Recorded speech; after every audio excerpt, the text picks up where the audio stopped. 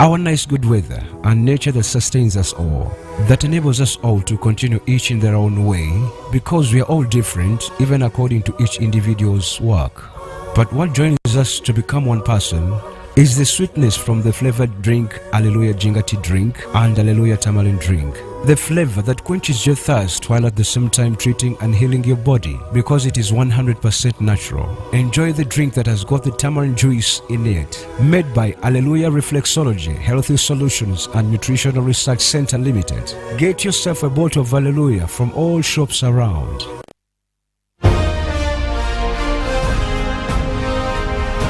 Live from UBC Studios in Kampala. This is Good Morning Uganda.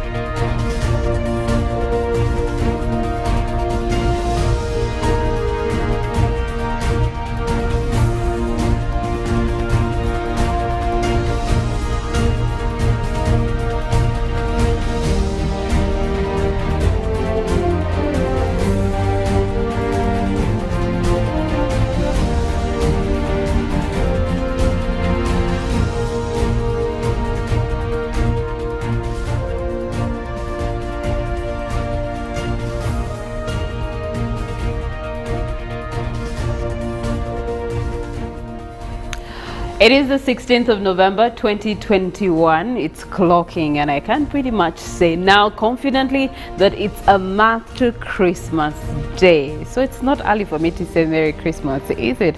Anyway, I'm just juggling your mind to get you into the mood. But good morning to you, Uganda, and thank you so much for joining us for yet another new day. As we enter into Tuesday, did you know when you smile, your tongue touches nowhere? It doesn't touch the up of your mouth, neither does it touch the bottom of your mouth. It just stays in limbo. You should try it out. When you smile, it just keeps hanging around. Yeah, I can see you trying to attempt to see where the tongue goes when you smile. Anyway, that's the beauty about the smile. It leaves every muscle relaxed. Something you should try out this morning. Smiling with me this morning is Robert Kirabo and Felix Nkunda. My name is Priscilla Nalwoga, and we are definitely going to be having a full action-packed committed show to you all the way till 9 a.m. this morning. Good morning to you, Robert. A lovely morning to you, Priscilla. I love it when you talk about smiles. So do you feel the tongue going anywhere? It's definitely, just, it's definitely. And you see, one person told me the secret to remaining young and you don't have to do so much for show, this and that, is always having a smile. But good you've talked about December and Christmas being around the corner. One of the things we want to remind our lovely audience that during this time, as you're getting into the Christmas mood, police statistics have always indicated increase in criminality. So please, as you're excited, as you're happy, be very conscious about your life, your whereabouts, even home, how you lock the door. There are people who are believing to get their Christmas from what you've earned all your life. So do not be lost in the mood of excitement and making ends meet for Christmas. Be mindful of your security as well. Okay, all right. Felix Nkunda this morning shares with us tips on why you should actually smile every single day. Even when you see your enemies, you just have to smile, isn't it? Yeah? Well, I don't know if that will be sarcastic, but smiling is good, I can tell you. Everyone looks more beautiful when they smile. At least you keep in the ambience of that sort of beauty, just like a flower. You know, flowers always smile to us. There's that story, like there's a song by, I think, Smith Adams. It's a country song that says a letter to heaven. So this guy sings and it makes it look like he's writing to his mother in heaven and saying, Jesus, if mommy is there, please read for her my words and words. And then he talks about flowers and smiles. That the only thing that he misses most are the flowers that always sparkled up whenever he saw the mother smile. So when you were talking about that, it took me back and back and back thinking about this song. But of course, what a beautiful day it is that the Lord has given us. more reason to smile. I guess keep smiling as long as your jaws don't hurt. Yeah, that's good. I've had that experience a couple of times. I know. You smile and then smile like I'm smiling, but my jaws are very I know much that's in the thing. pain. They need a break. Like when you go to those functions and you have to. Yeah. They were pause. And you have to make like how like you keep on keeping up appearances. Hey.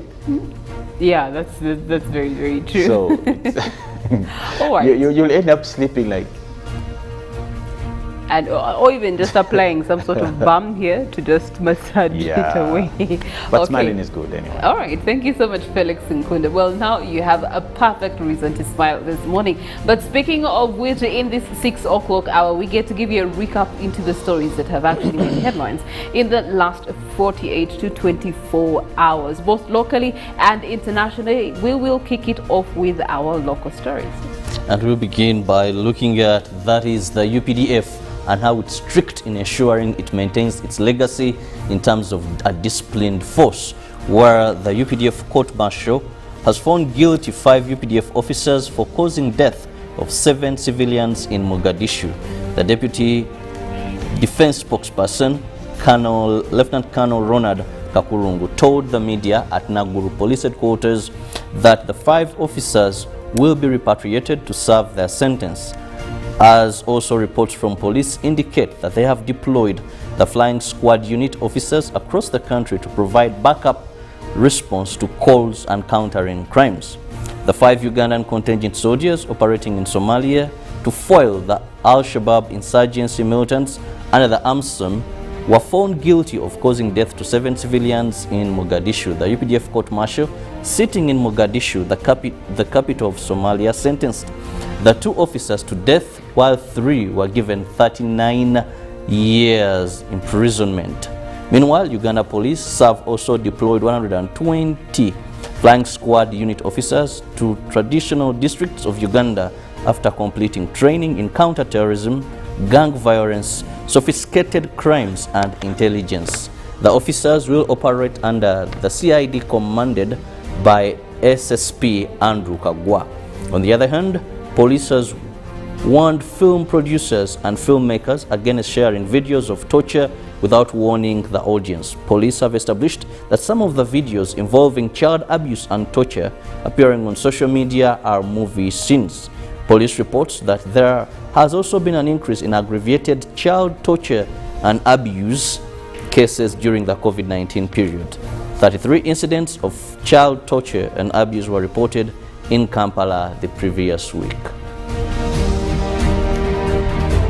Following the enactment of the Judiciary Admiration Act 2020, the Judiciary has unveiled an annual report of the financial year 2020-2021, showing its performance basing on the 221.5 billion budget.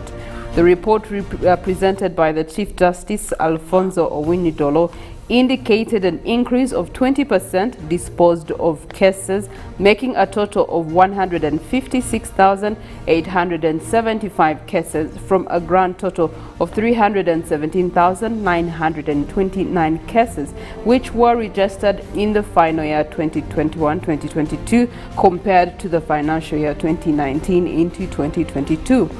Chief Justice says this has been achieved through various means embraced by courts in disposing of cases. Registration of cases in various courts has also increased by 4% as compared to the last financial year of 2019 into 2020, from 159,543 cases registered to 165,347 cases registered.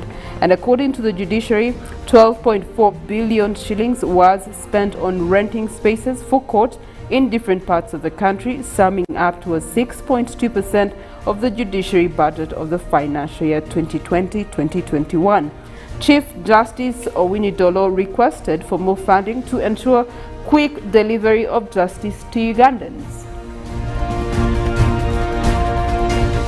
Away from justice, we now look at the fisheries sector in Uganda, where the Minister of State for Fisheries, Ellen Odora, has decried the increase in illegal gears being used to catch fish on Ugandan lakes. Minister Odora was officiating at the launch of the e-fishing festival in Njeru Buyikwe district. The Minister of State Fisheries, Ellen Odora, said that the death rate of fishermen at lakes has increased in the last 3 months. The deaths are caused by individuals who always run away when they see the Fisheries Protection Unit enforcement patrolling the lake. Odora cited Buyende with the highest number of death rates trend, asked the fishermen to heed to the law rather than thinking of escaping, where many have lost their lives. Minister also accused Ugandans that the Nile perch is not only for export but for local consumption as well.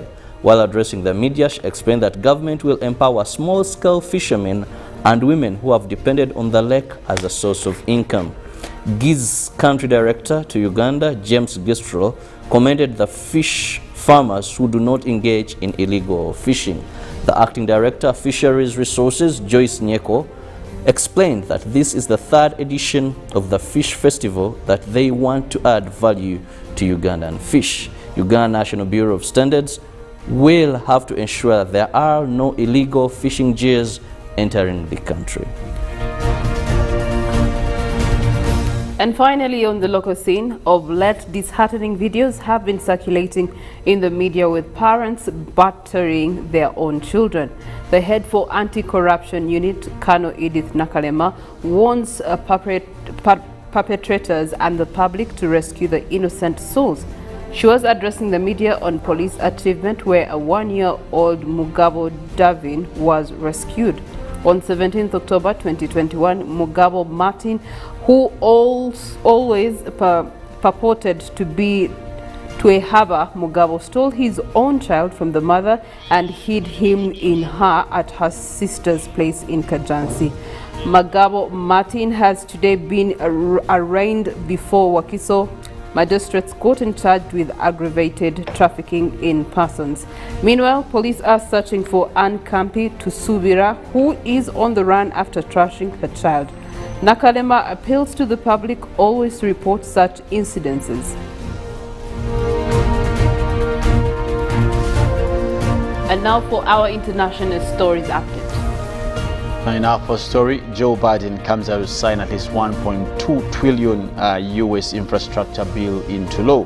Joe Biden signed at least $1.2 trillion infrastructure investment plan into law at the White House, offering an optimistic outlook for the improving but still damaged U.S. economy and claiming progress in his ambitious legislative agenda. My message to Americans and the people of America is that America is moving again. Biden said on Monday, promising the United States public that your life is going to change for the better. Appearing on the White House lawn with a smattering and Republican legislators in hand, Biden held what could be last show of that is by partnerships in Washington ahead of the 2022 elections for Congress. Now in Poland, border crisis, EU comes out to widen Belarus sanctions as rows manifest and intensify. Now European Union is set to step up sanctions against Belarus in response to the escalating immigrant crisis in the border with Poland. And top EU diplomat Joseph Borrell confirmed the move, saying that vulnerable migrants were being exploited in a hybrid war. What is intensifying? Belarus is accused of pushing migrants towards its borders to undermine security, as a charge it denies. On Monday, hundreds of migrants were blocked at the crossing by Polish troops. A video filmed at the border by BBC showed migrants sitting down on a road in front of the border wire and Polish forces in a tense standoff. These migrants came from a large makeshift camp at the Kuzika crossing, where the thousands have been settled in tents just inside Belarus.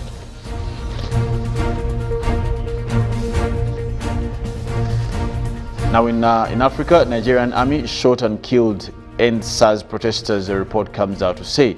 Now, an inquiry panel has also been submitted at a report which says Nigerian armed forces shot and killed anti-police brutality protesters last year. Tens of thousands of Nigerians took to the streets last October calling for special anti-robbery squad police unit to be disbanded. The report leaked on Monday and has identified 48 casualties after the army opened fire on the demonstrators. Nigeria's army has denied shooting live rounds at protesters, and the NSAS protesters rocked the country for 2 weeks, and the police unit had been accused of robbing, attacking, and even killing nationals.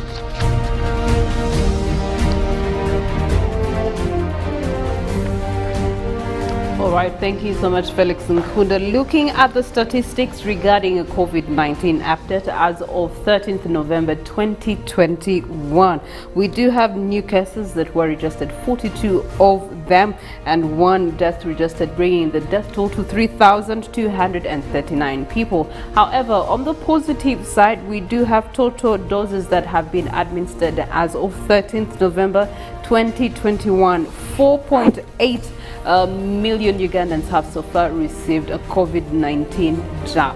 We are close. We can see the economy opening in January 1st, 2022. And that's another reason to smile, isn't it? Definitely, definitely. But also another reason to smile is that we have these drinks that are aimed at boosting your immune system. So every morning, wake up, go to the nearest store, nearest retail shop, and ask for Hallelujah Ginger Tea, Hallelujah Turmeric drink. These drinks have what your body needs, but it's hard for you to come by and put them together and consume them. So it has been condensed in this 300 milligram bottle also here. So please make sure you can empower your body to fight a number of diseases by simply buying one at just 1,500. Okay, all right. Of course, we do not have Molen Kenyana with us this morning, and she's away in a break. She'll be returning shortly. But in regards to weather, nature, and climate, we do have a strong earthquake that has hit the southern side of Iran and has also shaken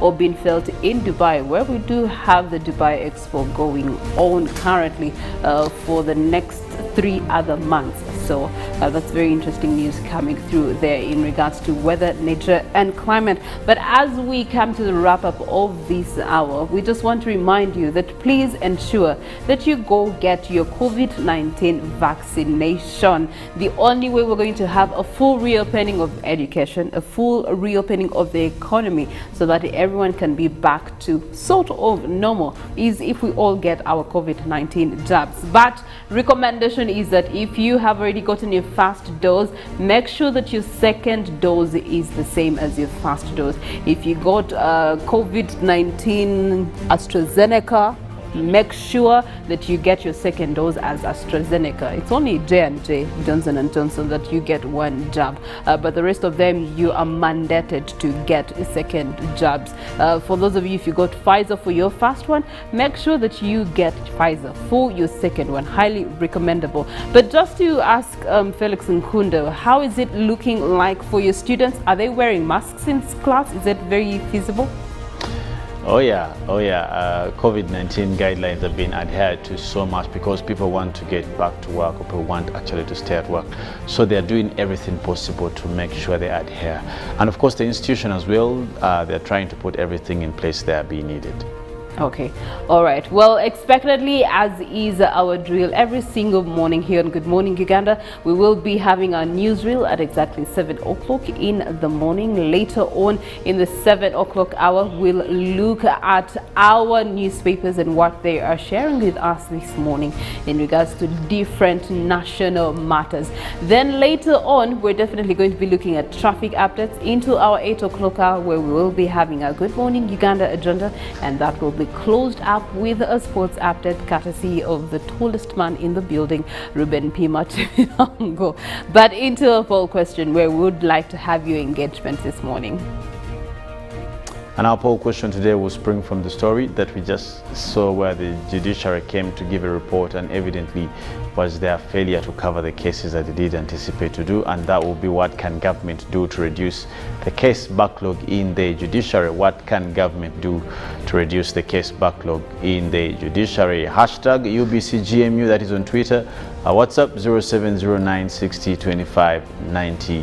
0709602592. Of course, you can leave a message, an SMS on the same number, but also for some of you who are streaming live on YouTube, be able to leave a message for us there. Okay. All right. How can that actually be achieved, Robert?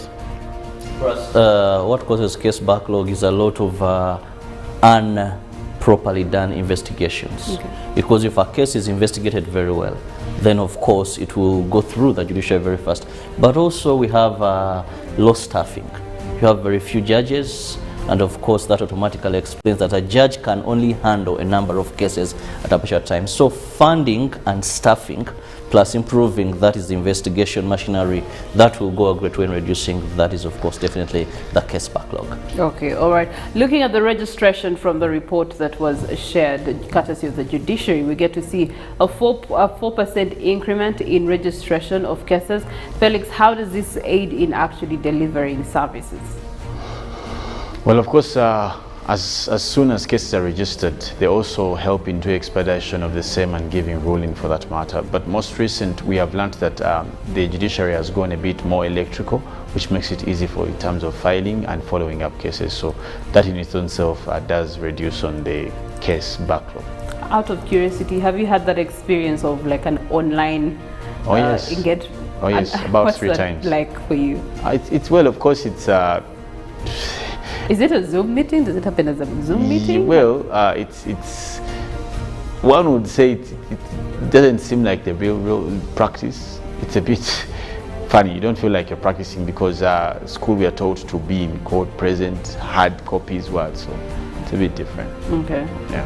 All right. Well, clearly, if we get all ourselves vaccinated, then the lawyers, the counsels, the advocates should be able to get back to being hard copy, as Felix has put it. Well, allow us to have our cups of tea and get you into the 7 o'clock hour. For now, we'll leave you with a song for the day.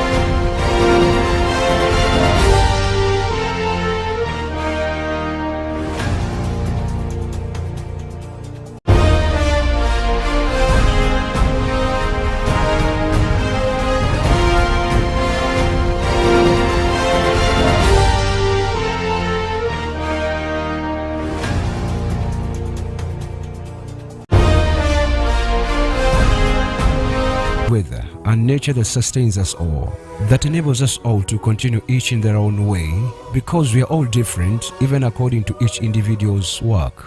But what joins us to become one person is the sweetness from the flavored drink Alleluia Jingati drink and Alleluia Tamarind drink. The flavor that quenches your thirst while at the same time treating and healing your body, because it is 100% natural. Enjoy the drink that has got the tamarind juice in it. Made by Alleluia Reflexology, Healthy Solutions and Nutritional Research Center Limited. Get yourself a bottle of Alleluia from all shops around.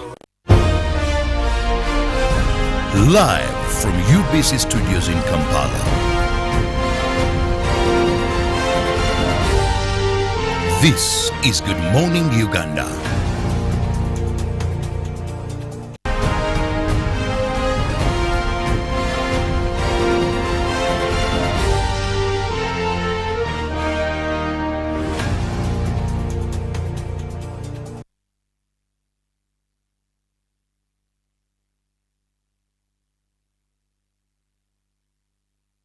Good morning to you once again. Thank you so much for joining us for the 7 o'clock hour. It's a brand new day, Tuesday, 16th November 2021. My name is Priscilla Nalwoga alongside Felix Nkunda and Robert Kirabo. As we had earlier informed you, but in case you've just joined us for the 7 o'clock hour, Molin Kinana is on a break, but she will be returning to Good Morning Uganda very soon. But away from that, we want to first get your mind and engagement into our poll question this morning. And our poll question is, what can government do To reduce the case backlog in the judiciary? Hit our social media platforms, hashtag UBCGMU, that is on Twitter, but also on WhatsApp, 0709602592. All right, thank you so much, Felix Nkunda. We do have two topics to tackle this morning. The first of them being the November 2020 political riots crisis and the mystery that continues to loom in where it is right now in terms of, was justice served? Do we have the lives that were lost having been sort of paid tribute to, or in terms of investigations, do we have any reports and a whole year later after the elections of 2021? Now, just having a reflection back to that day, 2 days of heavy rioting, not just within Kampala, but within different major towns and cities across the country, where we lost 54 people directly in these riots. We lost mothers, we lost fathers, we lost children, and we lost dear ones, loved ones. And in one way or another, this definitely did affect how politics and the political elections went down come January into February 2021. However, it's been 1 year almost later, and there's never been a development in terms of investigations. A report that has been released, we have not had one from security organs, and so it's still a conversation that is more or less under the blanket. But this morning, we want to actually address that conversation and ask ourselves, who is actually to blame? Because to that, politicians are choosing not to talk about it. We do have security agencies that were manning security during those times, having not yet released a report in that regard. And now the big question still stands. Who is to blame for the November 2020 political riots that were merged from the arrest of then presidential candidate Robert Kyagulanyi, among other people, who were then put into a vehicle, whisked away, and that caused a lot of havoc in places. There was a lot of property that was destroyed, and also you do have an instability that was created for pretty much 2 to 3, 4, 5 days within the country. We had a lockdown in a lockdown, if we can put it that way. But who is to blame, Felix Nkunda? Well, I was trying to go through the papers yesterday and also watched a couple of channels, even on UBC.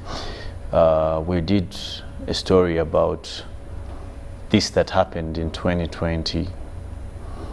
Sadly, as I was reading about this whole incident, it's still evident that all we can do is probably throw blame around. And this cuts across, as you did say, from both the political players, but also the security institutions.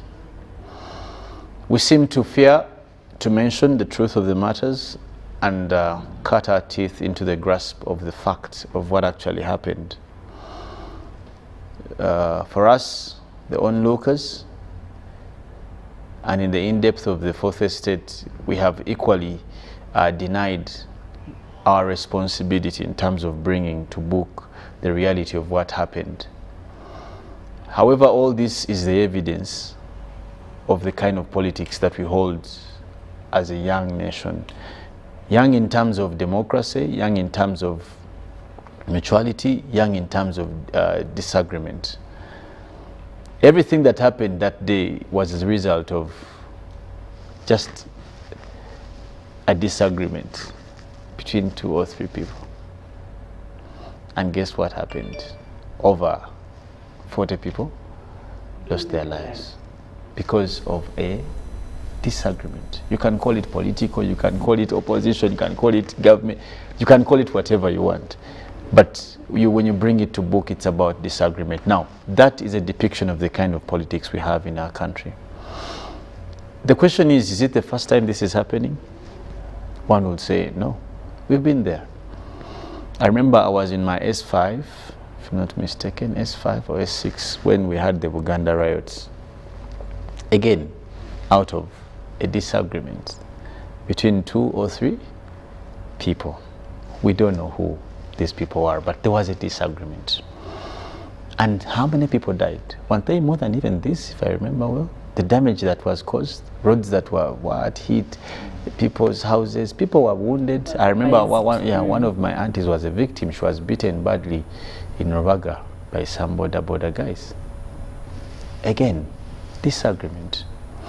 The pillars of this country have been anchored on the solace and the utter belief that we are a same nation, that we are a people who share in everything that we are, and of course disagree in everything that we are not. But this is either by choice, and the determinant are individuals, yet they shouldn't be. The determinants of who we are and what happens to us as a country must be the values we hold as a country. The standards you have been able to put in place as a country, not the individual sense of those who are selfish. Today we talk about these dates of November like, well, this was politics. I had the colleague from the police say that some of these were stray bullets. That's why you've not had reports of apprehending officers and what. Political commenters will come and say, they will speak about politics. This person shouldn't have done this. This one shouldn't have arrested this one. Well, it all brings us back to one thing. We lack a national agreed way forward. Priscilla has her way forward for the country. Robert has hers, I have mine. And guess what? They all clash. What do we believe in as a country when it comes to divergence in terms of politics? Do we have standards? We are going to be in this place many a times, and I can tell you, and I'll tell you even before probably next year ends. Just the other day you saw Chagulanyi in our leader somewhere, he tried to go somewhere. You've been seeing the likes of Dr. Kiza Besije around the country. The time he was in Jinja, which was terrible. People were beaten badly. What? You know? And this has been the trend. Though we are yet to find out if this is the standard that we have. We could be the standard, it's just that and it's not us who don't understand that it's the standard. We are yet to find out. Probably one of our Kirabo is an expert in investigative journalism and these police things. You can do research for us. Okay. Maybe we are already there, and it's just us who actually don't know. Lastly, about the same, Priscilla, is that do we find comfort in the politics of our own nation? Are we happy? Can we say that we have arrived? Let's imagine let's imagine these people who died. What is the role of political players in safeguarding people's lives amidst political activities? Do politicians have a role in safeguarding the lives of the voters, of the supporters amidst political activities? Or all the burden, and I've heard this many a times, they always put it on government. Probably some people even say it is the president. So does it work in their favor? So that's also a good question. Also, when you look were these sacrifices also? Yes. One could say that. One would want to ask, were these matters for politicians? There are very many questions that come when you see such things happen. Okay. You want to find out whether it is a standard that we have gotten to as a country. You want to either ask, and this is directed to the political actors, do you have a role in safeguarding the lives of the electorate when political tensions rise? Do you have a role? Or your role is to simply, musururu moja, twende.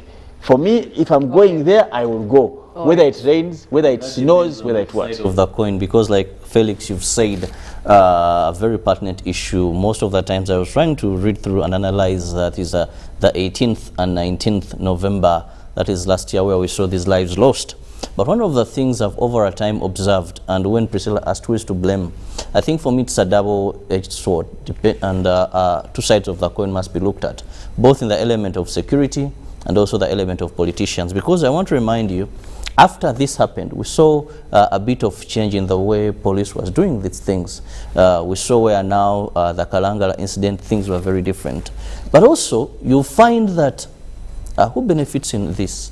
Most of the times we've seen where politicians, some politicians, not all politicians, this gives them political mileage. And they'll really tell you these were matters, these people that sacrificed. I've witnessed a number of times when police, you know, when police is going to carry out these dispersing crowds or arresting, tells people that, you know what, I'm an officer of the law and I ask you to leave this place. What happens next? We shall use this and this and this, all inclusive. A law-abiding citizen, please vacate. The politician says, Mosigale wabatuta batute. But literally knowing that the incident that thereafter happens is going to give political mileage to the politicians. So it is very important for us to look at both sides. Then also the security, was this the best way to handle this situation or not? So it's both-sided. Well, good enough here in Good Morning Uganda. We'd actually addressed these conversations in real time back then in the time of elections, and we hosted security officers here that would give us, you know, an insight on how these events were managed as per in their opinions, definitely. But then we do have different entities, as you called it, different sides to the coin. We did have security agencies that were part of this event, unfaithful events. We did have political actors that were part of these unfaithful events. We do have the communities, the citizens themselves, who were also participants in this particular unfaithful event. What are the lessons that we get to pick out 1 year later and say, moving forward, this should be resolved, this should be reconciled in that regard? First, I'll begin with the community, more so here, the brothers, the youth, because if you look at most of the death here that occurred, a number of them are youth. First and foremost is to understand that yes, we must look at always peaceful ways of expressing ourselves. And there is nothing that is worth your life in the name of politics. Because, you know, most of the people, apart from, I think, Noop now coming into the picture, you find that all these politicians require the youth. Because much as the older person gets, they begin to reason more using their mind. The youth is a very energetic stage. So anything you need them, because they're the ones who throw stones. Yeah, they're the ones. State, but also they can prolong what you're planning. What you're or planning. they'll be the beneficiaries of So, your projected plan. If the youth sometimes agree to be exploited, then these are challenges that they would face. For security, we also must understand that I believe that there are better mechanisms of handling certain situations. Also, we must be more proactive. Some of these incidents, sometimes you wonder that you'd wake up and it's like, no, so-and-so is going to such a place. And we expect such situations to happen? How do you prevent, then rather than thinking that we shall handle the situation as it unfolds? One senior police officer once told me that in security we don't assume. You either deploy, you either prevent, and then explain later. So how do we go about this? Then to the politicians. Felix talked about common values. This goes to both the opposition and of course those in government, that we must have values that we value as a country. We must know that yes, this is our red line. We don't cross. Either your opposition or your NRM, for the good of our country, this is a line we don't cross. Because many times we've seen selfish motives in all sides on the political arena that are not aimed at nation building or setting precedences that are good for our country, but so much of individualistic benefits. You look at a politician who can come out in broad daylight, even though that cameras are present, and says, that this will be the price for the peace. Do we have to cross that red tape for the good of our country? One of the temporary solutions that was in one of the ways that these riots were justified or consoled, for that matter, the presidential package that he gave to each affected family that lost a loved one directly. But then again, we still have people calling for justice for their lost ones and loved ones. We do have people that have continuously gone to Parliament asking for justice to be served for the lives that were lost of their children and their parents and things like that. How then best can justice be served, even if it's going to take a longer time than wanted? How can justice be served to this particular event? You know, some issues are quite tearing, and you may not want to bring into some comparisons because of the sensitivity of some discussions, but I want to tell you as a matter of fact that the day we appreciate as a country, and this I want to cause emphasis, that every life of every Ugandan is important. That debate has been disputed many a times, and in reality, no wonder there is someone who has a lead car than the other, someone who has right of way. There's disputation in the fact, but at the end of the day, the common denominator is that we are all human beings. And that's for us the biggest problem we have up till today, that some of the institutions have not understood the concept of life. When there is need to deal with, one would say, assailants who could have killed their Kirabo's friend, they can bring out all the machinery, and we have seen this work in this country.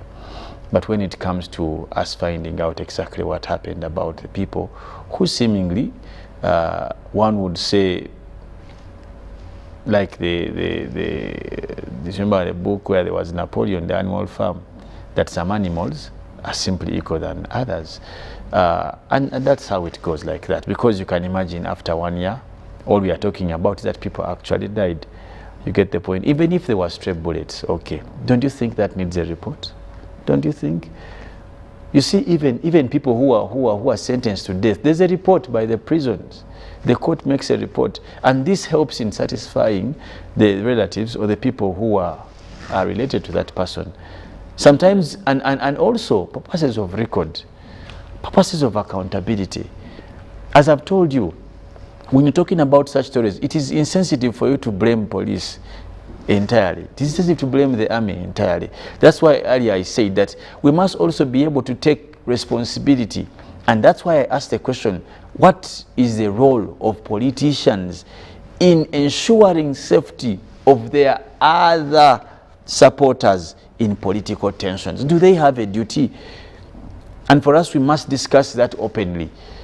Fine, you may say Nalwoga as a police officer is crazy, but you as a Kirabo, as a politician, are you sober? Are you politically sober, or you're politically charged? Okay. That whatever come may so be. When move up, and of course so we are dealing with human beings, yeah. and I think for us we must always never forget both the institutions, the coercive institutions of the state, and also the politicians, that we are dealing with human beings, not banana fibers or what. All right. Well, thank you so much, gentlemen, for that insight, and we continue to hope that justice will prevail for those that were affected in that fateful day. We get to then turn our conversation to the judiciary.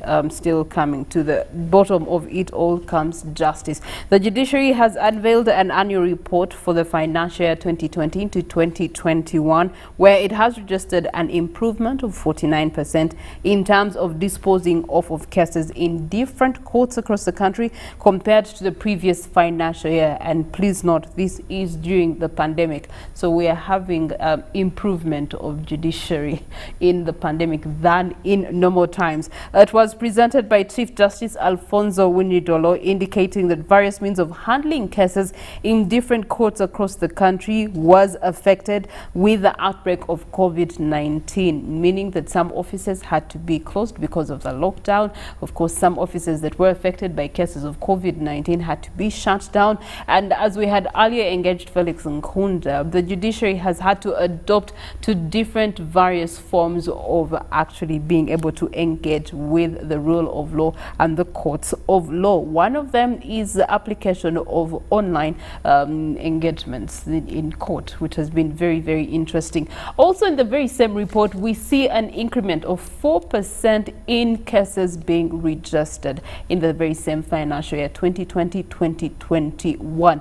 The quest of justice and the evidence of it in the money that they receive and the budgeting. How does this report actually give us hope that this particular sector is doing its due diligence to servicing the country and its citizens? Well, first for me, what I gotten out of this report that at least put a smile on my face is when I looked at the cases that were recorded and those that were dispersed off, because you in the year under review you find that the judiciary registered, that is 317,929 cases, and they were able to dispose of that is 156,875 cases. That is an increase of 20% in far as disposing of cases, because what an ordinary Uganda needs is justice delivered, and we know that justice delayed is justice denied. So when we see that judiciary, this is not so good, but at least at 20%, more so in the year of COVID-19, is something that shows positivity, maybe when we get further funding in this area. But also the method that they adopted too, that led to this improvement, where they resorted to other mechanisms of solving disputes like pre-bargaining, which they prioritized so much at such a time. Then they went to, that is, mediation of small claims procedures to ensure that not everything ends in court. Because sometimes what we have and what we are craving for in our country is that even where we used to have other forms of justice delivered, and not everything had to end with police, not everything had to end with court. Many a times now everything is ending there. So when the judiciary looks at issues like pre-bargaining, other mechanism of mediating small claims, that is something very good. And of course, where they went on weeding out, that is dormant cases. That some of these cases have to be dealt with. And then, of course, the virtual conferencing, where you don't have to transport these prisoners to court, but they end up wherever they are. You can have the judges carry out this. So for me, this is what brings up the question you asked, that there are alternative methods that the judiciary is now thinking loud or thinking outside the box than the traditional way that we've been stuck to in ensuring that we get justice. Okay, all right. Felix, this comes at the backbone of the funds that they were working within, 221.5 billion Ugandan shillings, and if we're having positivity rates of 49% improvement in cases, as far as at least registration is concerned and disposed of. What's the relationship between the judiciary executing its roles and funding? Yeah. Well, clearly, Priscilla, as a matter of fact, you know that when you talk about the execution or expedition of justice, you will talk about the existence of a judiciary. And this will mean by far judicial officers, for that matter, and also judicial, what we call consumers, people who come to consume justice, and others who are there to give it. Now, the ones who are there to give it by far must also be categorized as judicial officers, and that will include judges, magistrates, and the legalists, the practitioners, or the advocates. It means that there is going to be facilitation later on that may also trickle into salaries and whatever. So there is need for that. There is need for space. There's a time we used to go to a court and you discuss a matter. The court has no prison. It has no... all these challenges, and I think the Chief Justice addressed them. So the need for good funding is one of the reasons. For example, there's a time we had only 100 judges at the High Court. Now you can imagine what is the ratio of cases depending on a 45, 43, 44 million population. You can imagine just 100 for a whole country, you know. Yet someone can have over 7 matters individually in the same court. So we need, in terms of staffing, what Robert is saying, it is key in terms of space and in terms of growth and motivation. You can imagine a judicial officer who's not motivated financially, whether or not they will be able to give justice as you deserve it. So there's need for that. But also taking into play the price and cost of practice. In this country, people are shy to talk about it, but I'll mention that one of the biggest causes of case backlog, it may not be direct, but is the price of practice. It is a hard one to realize, but how affordable... Realize, later on to quantify. Yes. How affordable are legal services to the kind of population you have, which is by far a poor population. That is one of the reasons. In as much as Judiciary will not talk about it, the Society will not talk about it, and no wonder the Society needs wisdom. It formed even a bench for legal pro bono, where it offers free legal services. There's legal aid in different NGOs, because to address that particular challenge. But let me just add something, Priscilla, about that you asked. When Robert was talking about this issue of the case backlog, he mentioned all those other things that need to be done. But this is the biggest worry. And yesterday, listening to the Chief Justice presenting this, I got a bit worried, in my opinion, that when we start dealing with cases expeditiously to deal with a backlog, we may deliver injustice. I can say that again. Now, every time we try to deal with a problem, we are quick because we need to deal with the backlog. Let's go into plea bargain. Let's go into mitigate. We shall not actually execute justice. That was my fear when I listened to all this. Plea bargain is a legal process. It has been there. However, plea bargain has its own rules also. When you take Kirabo to court and you ask them, did you do ABCD? Because you want to expeditiously remove the matter, you may lead him, ask questions that lead him into making the plea, simply saying, I did it. Because you need to, because you want to exploit that legal part of practice. That quickens. You get the point. Okay. Even when you go to mediation is part of because every time you go to civil court, the first thing they tell you, it is part of the process. But my fear is that in a bid to deal with backlog, we may actually deliver injustice. Actually, for me, Felix, while I was listening to the Chief Justice, something that also caught my attention is how much money the country is losing because of case backlog. When he came out and said that that is the commercial court, he's stuck with 6,000 cases, over 6,000 cases. But if you're to quantitate this in terms of money, that is about 5 trillion Uganda shillings. And these cases are not exactly in the same financial year. That's something that we also have to cumulative. Yes. Then you go to the land, that is the land division. There you find that they have about 32,000 cases over that. But it's about 1 trillion that is just held there because of cases not being dealt with. What does this mean to our budget and our economy? Then it begs the question, aren't there other non-financial methods with which Judiciary can actually adopt to be able to deal with these backlogs? Well, of course, there are very many. And the very first one is what you call communal organization into lawlessness. How much legal knowledge is there in the communities? Because that's the first aid. As I told you last time, that when you go and look at the kind of cases we have in courts, you'll be surprised that a big percentage of those is because of ignorance of the law. And yet, that's not a defense in its own self.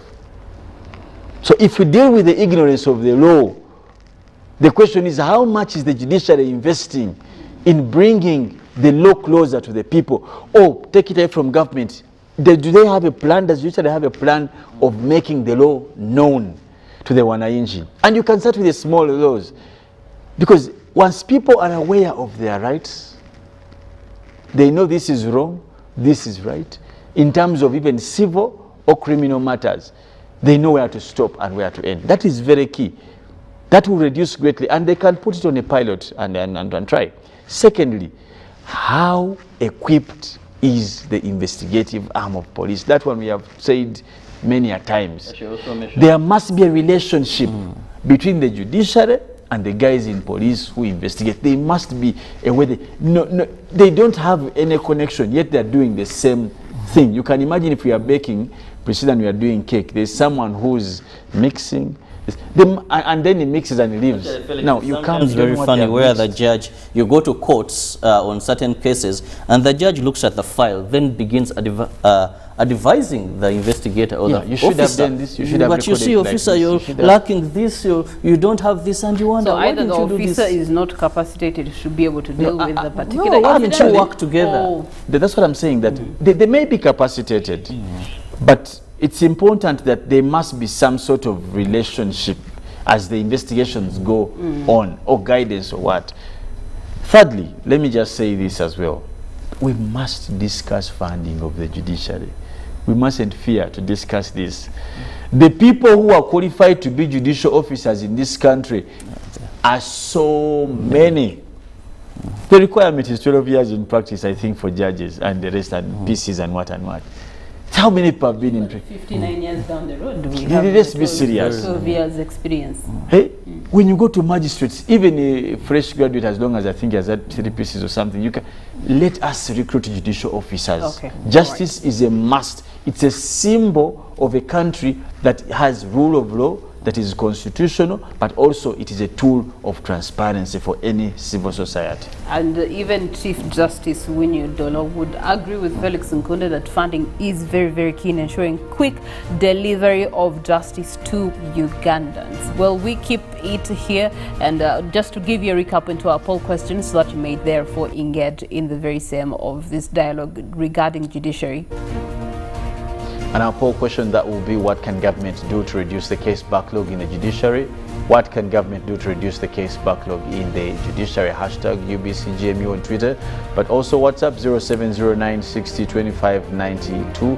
And for those who are streaming live on YouTube, you can be able to leave a message. All right, we await to hear from you in that regard. For now, we get to look at what's making the headlines in the dailies this morning.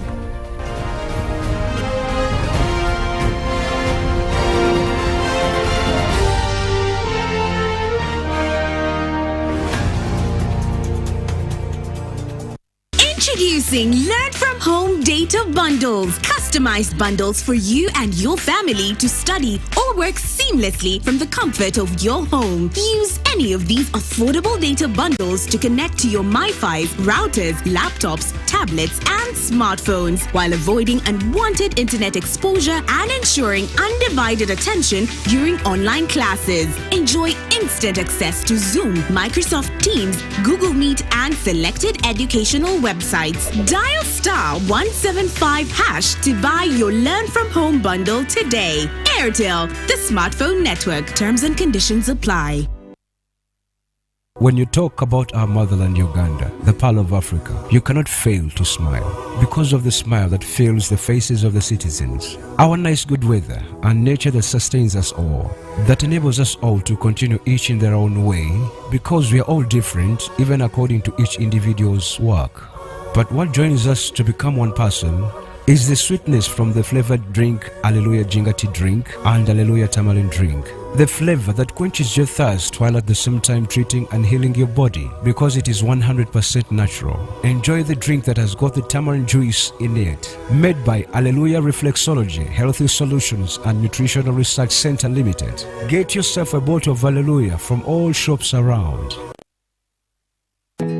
Grow together with one of Uganda's largest companies. Apply for MTN shares for as low as 100,000 Uganda shillings. And when you apply using MTN Mobile Money, you get 10 free extra shares for every 100 shares you apply for. Dial *165*65 hash or use the MyMTN app to apply now. The terms and conditions of the offer and other important information are set out in the prospectus. For assistance, visit any MTN service center or Stanbic Bank branch countrywide or a licensed broker.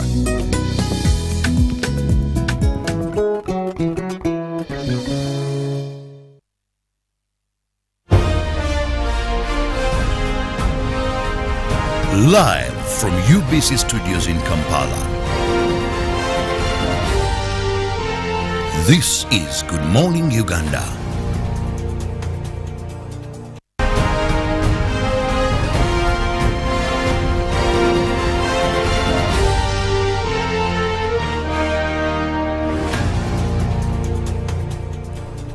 Our commitment to you every morning is to ensure that we kickstart your day with relevant information that you need to know as you kickstart your day. So that is the reason you should always wake us with us at exactly 6:30. We kick it off with a heavy breakfast full of information that an informed person has to know. So do not miss that. That is why now we give you a glimpse of what is trending in the dailies this morning. I have the New Vision. Felix will be giving you the Daily Monitor and the Daily Nation. A very big headline there. That is the First Lady meets, that is bank bosses over school loans as we gear up for the reopening of schools come next year in January. She met the bankers and of course had some meeting of importance regarding how they can handle loans there. Also still at the New Vision, we look at public universities district quota list out. That is for those entering universities, so you get to know more about that. Still, family loses 3,408 acres. That is in bogus land deal. Okay, that is still issues of fraud. Then believer dies during prayer. Catechist arrested. The New Vision gives you that story as well. And HIV services, how persons with disabilities have been ignored. Remember, on the 1st of December, that is just next month, we will be celebrating, that is World AIDS Day. And of course, so much is out there regarding HIV AIDS in Uganda. Then Ugandan born, now Colonel in the US Air Force. That is a very good one there. But also there is so much regarding education in the New Vision today, and so you can get to know more regarding some of the exams being issued by the daily there. Daily Monitor, fuel prices hike and the chalk traders stares also inflation. But of course, upcountry communities affected mostly by the hike. Experts blame rise on global price shift. Now Muhumure uses his face to earn money. And of course, still in the Daily Monitor, government report details riots, incidents and offences. Kadaga to Busoga, don't cry over Speaker job loss, and citizens ask court to disband Nakalema unit. Now, IGG summons 18 top UPOS bosses and officials there among rallies leaders to invest in healthcare. Now, among rallies leaders to invest in healthcare, but also from the archives, Buganda, King Ronald Muwenda Mutebi II, right, confirms the head of Nchima clan at Kororo, Kampala. That was on 1995, the 24th. Now, today in history, Moses Ali forces surrender in Arua, that is 1986, and President Kennedy increases military aid to South Vietnam.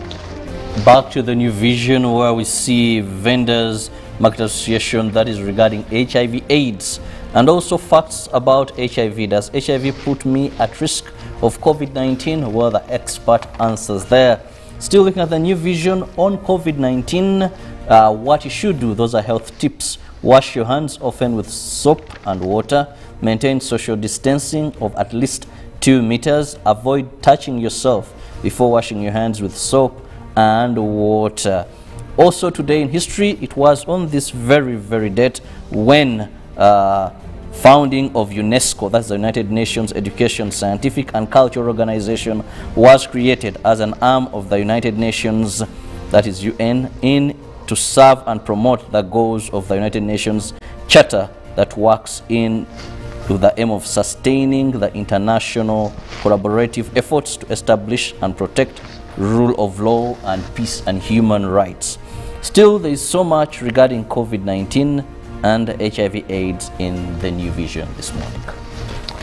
Now, of course, in sports, Africa's battle to Qatar 2022 down to the wire, and Kitante win set Babide for Open. Now, Ndeje Calvary clash for first big league win, and also Sabia book Qatar flight and leaves Ronaldo in Portugal. Now, Chibidige survives the moment in Namolonge's first major, but Talons win last-ditch relay win in crucial freestyle leg. In the New Vision Sport, why Uganda needs certified umpires. That is in the basketball arena there for you. And also we look at boxers reject Uganda Boxing Federation contracts. But also the New Vision gives you an insight that is Babidie warns rival. Yes, I'm ready for you. And there's so much regarding boxing and of course the challenges that the fraternity is facing there. But don't forget, these and more, Ruben is always here to give you all the updates and the catchy stories in the world of sports. Now in the Daily Nation, Coast ODM leaders snub Raila rallies and Ruto takes on Odinga allies in Mount Kenya region. Now pay boom for civil servants, teachers, of course, to give you what the budget goodies are ahead of their budget. Now what top US officials visit means for Kenya and Africa. Of course, they break down the budget there for you and how it will look. Now Kibaki at 90, of course, a sneak peek into the life and what he did for the country. Now more of that is what you'll be able to get when you get yourself copies of these dailies, the Daily Monitor, Daily Nation, and of course the New Vision. Now we'll also cross over to Priscilla, who will let us know how we get ourselves to Kampala. Getting yourself into Kampala is going to be quite tricky this morning. Lots of red zones coming in, especially from the sides of Nasana, roads from Kawempe, and also on Gaza Kampala Road, quite hectic red zones that we are seeing. But I would like to pick it up from Kawempe and see exactly where the traffic is picking it up from, getting into the heart of the city. Right from where you do have Maganjo Police Station this morning on Bombo Road is where you see traffic jam being picked up in that particular area code, right into Kawempe Trading Center, where you do have Tula Road that brings in a connection up until the Trading Center, where you do have, of course, traffic jam being caused by the fact that Bombo Road is a highway and a main trade route to northern Uganda. Also, given the fact that within the Trading Center, commuter taxis were managing the flow of people that are trying to get into the heart of the city, hence the kind of heaviness that we are seeing within the Kawempe Trading Center. Away from that, en route Bombo Road, past some of those industries on Bombo Road, we get to see then the traffic picking up from the area code after Kawempe Police Station. You do have traffic that is also coming in from Mbogo Road. Mbogo Road is a connecting route that joins you to Tula Road that then can take you either into Kawempe or get you from Kawempe and cause you to actually just come through and join the Kalere area code or the Kalere market through that particular back route. But sticking to the main route, heading into the Waise roundabout, there's a lot of jam, especially for traffic that is coming in on this other side of town. Now, given the consideration that there's been renovations on this particular area code between Kawempe and the Waise roundabout, there's been a road reconstruction and there's been a retarmacking of the route, especially for traffic that comes into the heart of the city, and so it has always been slowing down traffic on the side that is going onto Gayaza Road, but that has been worked on, and now some of the parts of the road have actually been given full access to be able to manage the traffic. Around Bwaise Market, you do have some traffic that is being experienced there. Nabweru Road, that brings in traffic from the area codes of Kazo, Nabweru, and it still crosses through on the other side of Bombo Road, is also having red zones there. This particular hotspot around Bwaise Market does have traffic lights, but the traffic lights bring this traffic actually to a slow and short standstill, which is not healthy. And then this feeds us right into the Bwaise roundabout, where you do have a lot of red zones going around the roundabout. Traffic from Bwaise is giving you red zones. You do have traffic from Bombo Road, and that is from Makere Kavule. It's also giving you a red zone there. You do have Sa Apollo Kagwa, that also is bringing in traffic to the Bwaise roundabout, that is having a red zone for traffic to the roundabout, as well as traffic away from the roundabout. The northern bypass is also giving us indications of traffic that is building up the Bwaise roundabout. Now that's definitely a challenge, meaning that if you're around this area code, about 30 to 40 minutes of time will be taken off what you intended to do around this time. Time check, you do have 26 minutes to 8 a.m. this morning. Now just also have a sneak peek into the area code of Nansana and see how the traffic is coming through from Luigi into Naweru, into Nansana Trading Center. From Yeswa Mara Stage is where the traffic starts to build up around Ivory Hotel in Nansana, and then you do the sharp bend, it loosens up a little bit, and then into the Trading Center of Nansana. It then starts to build up again, especially around Nansana Police Station. It is coming down past the Municipal Council, and then it feeds right into Luigi, where you do have of course commuter taxis that have taken stages to the road that has just newly been widened, but then that widening is not really being reflected in terms of the traffic flow here, which then begs the question of what is happening there this morning. But close to the roundabout, where you would be having the cross section of the Kampala Northern Bypass, Luigi area code doesn't seem to be having any traffic jam this morning, and that shows you that getting into Hoima Road, which would then get you into Namungona, which then brings you into the area of Kasubi, is not having as much jam up until of course you do the sharp bend and come into what is known as the Kasubi Trading Center, where you do have Hoima Road coming through, you do have Kawala Road, or you also do have the Makere Chikoni Road that comes through, and also the Masiro Road. All these four roads in one trading center.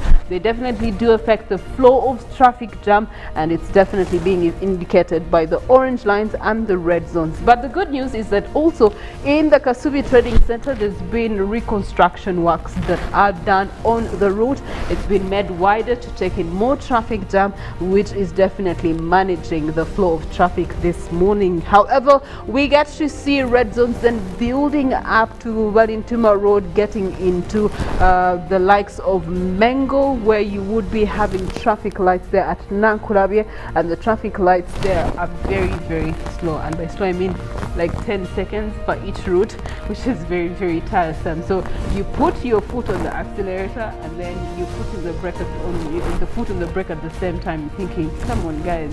Yeah, so department responsible for traffic lights, please let us have more minutes on the traffic lights to be able to manage the continuous flow of traffic. But then again, we still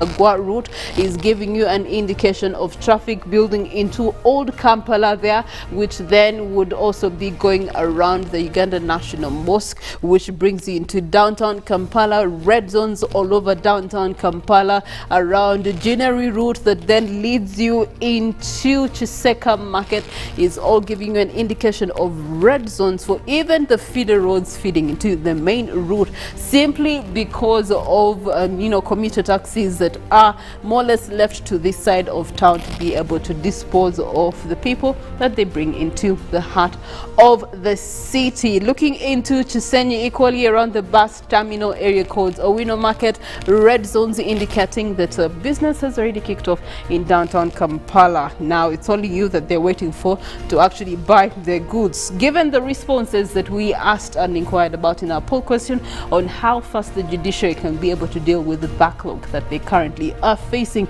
and yet given the report that showed that at least there's been a 49% improvement in as far as case disposing is concerned. Good morning, Uganda. Priscilla, I think government should train more high court judges and also improve on the investigation machinery to reduce delays. Good day. They didn't leave us a name, but that is Amina. Well, thank you so much, Amina, for your response to our poll question. We do have Tony Kent who says government should ask itself why there is a case backlog. Upon finding out and in courts, government knows why, act in counter manner. Do we need more judicial officers? Question mark. Are investigations taking long? Question mark. Are we lacking sufficient courts? Question mark. It's simple. Do the needful. Stop the cause of the backlogs. Courtesy of Magic 100 FM. Another respondent here to a poll question says, good morning, Priscilla, Robert and Felix. Many delayed and uncompleted cases in the judiciary rotate on issues of lack of proper evidence and corruption.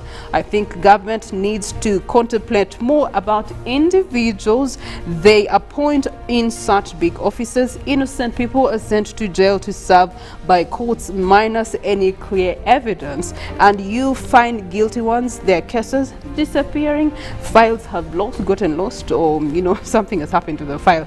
Professionalism is needed if the judiciary is to stay in line. Cricket Gagamel, thank you so much for your response. And of course, Ronnie there, who makes a comment lamenting is okay, but the commanders should be brought to courts of law in regards to what we were talking about earlier in our news roll. Thank you so much for your input to our poll question. We do honor it and value it every single morning here on Good Morning Uganda. Now, speaking of which, we then get into our 8 o'clock hour, where we're going to be having Good Morning Uganda agenda. We are going to be talking about reproductive health and family planning. Our guest, Hope Kukundane, is going to be joining Robert Kirabo to have a deep conversation in that regard. Wrapping up the 8 o'clock hour is going to be Ruben Pima Chivirango with our sports update. Of course, we do have the continuation of the FIFA World Cup 2022 road to Qatar for other countries still continues. We do have some tough fixtures for the African continent today that may alternatively change the tables and the groups and actually who gets to qualify to the next level. All this and more on Good Morning Uganda.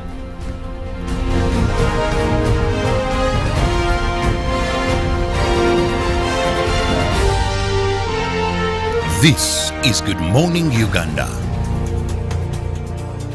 The Kabaka Birthday Run 2021 is back on Sunday, 28th November 2021, and will be flagged off by Sabasaja Kabaka at 7 a.m. in support of men, good health, and the fight against ending AIDS by 2030. It will be a virtual run in our various homes and communities around Uganda, with every participant following the Ministry of Health guidelines and SOPs to stop the spread of corona. Buy your ticket today at 15,000 Uganda shillings from Airtel Shops, New Park, Chagwe Road, ShopRite Building, Benchwanuka, Tobani Center, or Bulange Mengo. You can also buy your ticket using Airtel Money. Dial *185*5#. Select payment, select Kabaka Run, and follow the prompts to complete the payment. Kabaka Birthday Run 2021, brought to you by UNAIDS, CBS, BBS, and Airtel, the smartphone network.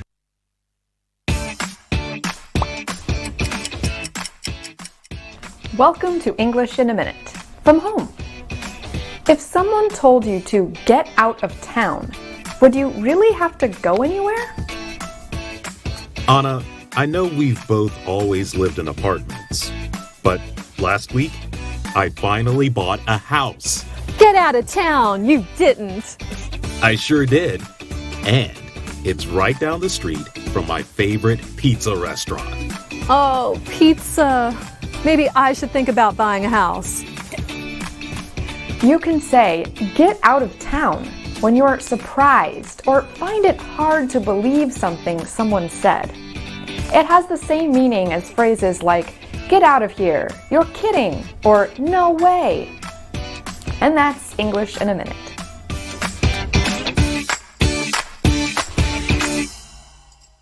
Pick of the day on UBC, brought to you by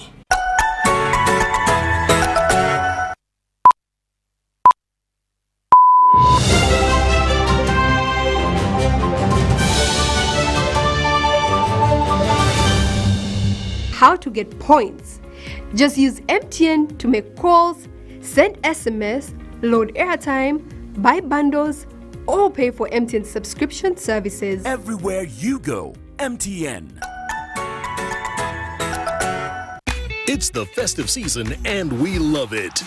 And that means it's time to celebrate with GoTV. Come with me. So get your GoCoder and GoTV value for 25,000 shillings to watch with the whole family. And if you're feeling extra festive, upgrade to our best package yet, GoTV Super. Something to look forward to. Download the My GoTV app for more information. Super. We all deserve a super festive season. And with GoTV, there's every reason to love it.